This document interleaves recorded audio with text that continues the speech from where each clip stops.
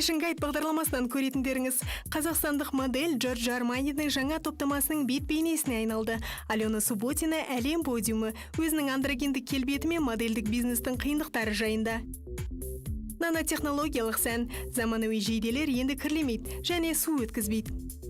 Ральф Лорен әйелдерге арналған алғашқы топтама жасап шығарды. Ал сәнді брендтер киімдерді ғана жасап қоймай, кинематографиялық өнер туындыларын шығаруда. Сонымен бірге заманауи арудың стилін ұлттық сарынмен қалай үйлестірген дұрыс? Сән жол нұсқаушының кеңесі. Париж сән апталығының подиумда жүріп өту немесе әлемге әйгілі брендтің бет бейнесіне айналу миллиондаған қыздардың арманы. Ал қазақстандық модель үшін бұл ақиқатқа айналды. Алматылық Алена Субботинаның шетелде мансап іздеп жүргеніне бірнеше жыл болды. Нәтижесі өте жақсы. Арманимен келісім-шарт жасалды. Живаншимен бірге жұмыс істеді және киноға да түсіп үлгерді. Алайда басында оңай болған жоқ. Алғашқы 2 жылда қарапайым жұмыстармен айналыстым. Арзан көрсетілімдерге қатысып, парақшалар тараттым. Түптеп келгенде, әр модель мұндайды басынан өткізеді. Бір қызығы, Алена Қазақстанда жұмыс істеген жоқ деуге болады. Қазақстан сән апталығының алғашқы кастингіне келген ол, бірақ дизайнердің көзіне түсті. Ол кезде бет әлпеті ұлғақсыған қызды ешкім бағаламаған еді. Алена шетелде бағын сынап көру үшін Сингапурге жол тартты. Басында әрине қорықтым. Бұл елге алғаш рет келуім. Тілді білмеймін. Подиумда қалай жүру керектігінен хабарым жоқ. Суретке дұрыстап түсуді де білмедім. Тура сол жақта өз ісінің мамандары Аленаға жеке имиджін қалыптастыруға көмектесті. Ақ түске боялған қастар мен шаштар, қысқа қиылған шаш Алена Субботинаны сырт келбеті ер адамға ұқсайтын модельге айналдырды. Оның тек пайдасын ғана көріп жүрмін. Осы стилім үшін маған көптеген жұмыстар ұсынылды. Яғни олар мені қызға да, ерге де айналдыра алады. Мансабымның көтерілуіне көмегі тиді. 2012 жылы күтпеген оқиға орын алып, Алена Париждегі Живанши көрсетілімін ашуға шақырту алды. Дизайнер көрсетілімді ашу үшін Наоми Кэмпбеллді шақырмақ болыпты. Неге екенін білмеймін. Соңында мені таңдайды. Мен бұл көрсетілімді аштым. Оған Вадзановадан бастап, Адриана Лимаға дейінгі әлемнің танымал топ модельдері қатыстым. Осыдан кейін мен де көзге түстім. Әсіресе Рикардо Тишінің маған ықылас білдіруі үлкен абырой болды. Бұдан кейін косметикалық маркалармен, алдыңғы қатарлы журналдармен жұмыс істеп, Fendi, Oscar de la Renta, Rick Owens көрсетілімдеріне ең атышулы жоба Арманидің жарнамалық компаниясына қатысты. Алена Субботина осы жылғы күз-қыс маусымы топтамасының бет бейнесіне айналды. Дегенмен мұнда жетістікке жетемін деп үміттенбеген екен. Миланға ұшып келгенімде, ондағылар бұл жерде Giorgio Armani'дің кастингі өтеді деді. Олар мені суретке түсіріп алды, сосын үйге қайттым. Ал таңертең қоңырау шалып тез кейін де Giorgio Armani'дің студиясына бет ал деді. Олар бір апта бұрын өздерінің жарнама компаниясы үшін таңдап алған модельдерінен бас тартып, енді сені қалап отыр дегенде төбем көкке жеткенде қуандым. Әрине қазір Аленаның жұмысы өте көп. Шығармашылық жобалары бастан асады. Олардың ішінде кинофильмге түсу жоспары да бар. Бір сюжеттің ішінде бәрін айтып шығу мүмкін емес. Дегенмен Аленаның Giorgio Armani'мен серіктестігі Милан сән апталығында жалғасын тапқаны белгілі болды. Нанотехнология жаңа сәнді тренд. Америкалық жас өнертапқыш ешқашан кірлемейтін заманауи киім ойлап тапты. Сонымен бірге ол су өткізбейді. Жалпы қандай да бір өзгеріске ұшырамайды. Өнертапқыш алғашқы үлгіні киіп көргенін еске алады. Алғаш рет үстіме бір құмыра су құйғанда жейдем құрғақ күйінде қалды. Қатты таңғалдым. Оны өзге адамдарға көрсеткен сайын олардан керемет деген сөзді жиі естимін. Содан кейін осындай шұлық, шалбар және аяқ киімдерді киіп көргісі келетіндерін айтады. Бұл технология көптеген салада кеңінен қолданылады деп ойлаймын. Ғажайып дүние табиғи материал кремнеземнен дайындалған. Ол цемент өндірісінде пайдаланылатын зат. Біз оны нанобөлшек деңгейінде матаға кіргізгенде, ол физикалық тұрғыдан сутегі атомын ығыстырып жібереді. Сөйтіп құрамында су бар кез келген зат матаға әсер ете алмайды.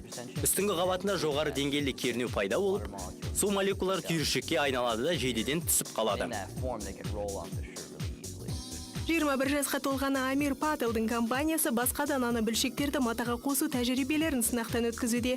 Кәсіпкер жаңа материалдардың барлығы адамдарға пайдалы екеніне және сән индустриясына жаңа мүмкіндіктер алып келетініне сенімді.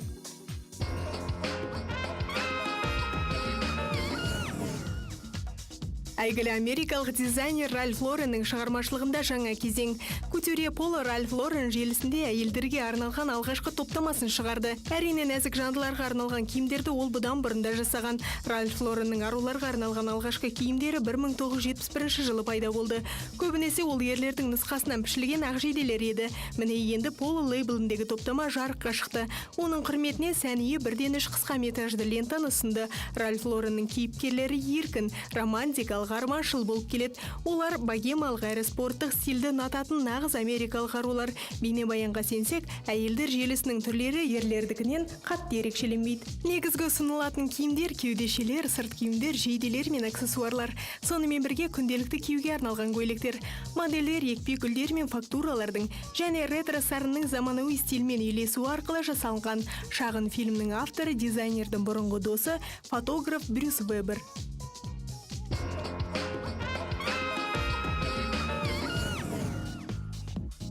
Тағы бірнеше әйгілі брендтер фэшн фильм жанрындағы жаңа туындылар жасап шығарды. Гуччи тігінші өнеріне арналған қысқа метражды фильм ұсынды. Фильм тақырыбы ешкімді таң қалдырған жоқ. Әрбір итальяндық үшін тігінші анасынан кейінгі басты адам болып саналатындықтан әйгілі сәние осы туралы әңгімелейді. Қысқа метражды туындының басты кейіпкері әр елге сапар шеге жүріп, тігіншісін еш уақытта есінен шығармайтын жас жігіт. Бұл фильм мінсіз жарасымды костюм, жейде жеңінің астынан көрініп тұрған сағат, жып-жылтыр аяқ киім сияқты детальдарға назар аудартады. Тігіншілік іс Италияда жоғары бағаланатын өнер. Итальяндық брендтер қиял ғажайып туралы айтқанда осыған үлкен мән береді. Фильм соңында басты кейіпкерден тігіншіңіз ағылшын ба деп сұрағанда, ол мақтанышпен жоқ, итальяндық деп жауап береді. Тағы бір белгілі итальяндық сәнгер Миуччо Прада алдымен мобильдік қосымша жасап шығарды. Оның мақсаты дизайнердің жаңа топтамасы жарнамалау емес. Somebody атауына ие айрықша мессенджер хаттарды белгілі бір тұлғаның мекен-жайына жібермейді. Оған жақын кездейсоқ адамға жолдайды. Ал хат алушының міндеті хаттың ең басында кімге жолданғанын ауызша айту. Бұл идея режиссер Миранда Джулайдың қысқа метражды фильмінің негізіне айналды. Ол күтпеген хаттардың арқасында кезіктірген бірнеше адамның тарихын әңгімелейді. Кинолента кейіпкерлері бір-біріне көмекке келіп, ішкі сырларын ақтарады. Тіпті өмір бойы бірге болу туралы ұсыныс жасайды. Миуччо Праданың фильмі итальяндық Миу Миу сәндиінің Woman's Tale жобасы шеңберінде түсірілген. Тұсаукесері Венеция кинофестивалінде өтеді.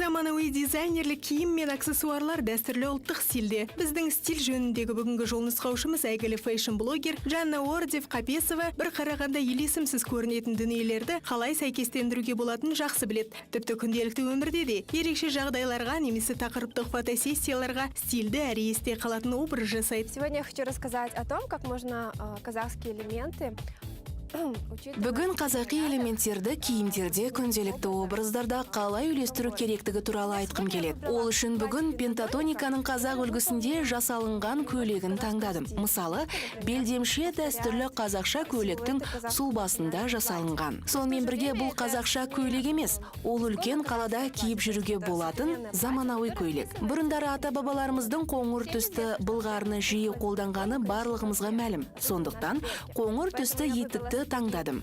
Белбеу де осы түстес. Рыжей кожи. И ремешок такого же цвета. Осындай эклектикалық образда ерекшелікке айналатын ұлттық стильде жасалынатын әшекейлер. Міне мынау қолдан жасалған жүзік. Жүзіктің жасалынғанына өте көп уақыт өткен. Ол атадан балаға мұра болып берілуде. Так как мои волосы не длинные, я предпочитаю... Менің шаштарым ұзын емес, бос жібергенді ұнатамын. Сондықтан қазақтың ұлттық шолпысын өрімге тағып алдым. Ол пальтоға да, аксессуарларға да жақсы үйлесіп кетті. Отлично вписалась как к платью, так же как к аксессуарам. Қазақстандық трендсеттерлер оны отандық сән үлгісін дамытудағы дұрыс қадам деп есептейді. Теріс аударылған қияр өрнегі, қателеспесем, үндінің ұлттық оюы, бірақ ол әлемдік мәнге ие. Ал неге біздің ою өрнектерді де әлемдік маңызы бар дүниеге айналдырмасқа? Оларды күнделікті өмірде неге пайдаланбасқа? Тағы бір маңызды нәрсе, ұлттық стиль жасағанда міндетті түрде ұлттық нақышқа сүйену қажет емес. Одан да қарама қайшылыққа жол берген дұрыс. Если вам, например, понравилось платье... Егер сізге қазақша стильдегі көйлек ұнаса, онда кейпіңізді қысқа кеудешемен айшықтап, кеді немесе спорттық аяқ киім киюге болады. Яғни бұл ұлттық сипаттағы көйлек пен кеді тренді. Тренд платье с кедами и какие-то национальные мотивы. Сіздермен болған Fashion Guide бағдарламасы келесі сән әлеміне жасалынатын қызықты саяхат сіздерді әдеттегідей Қазақ ТВ арнасында дәл осы уақытта күтеді.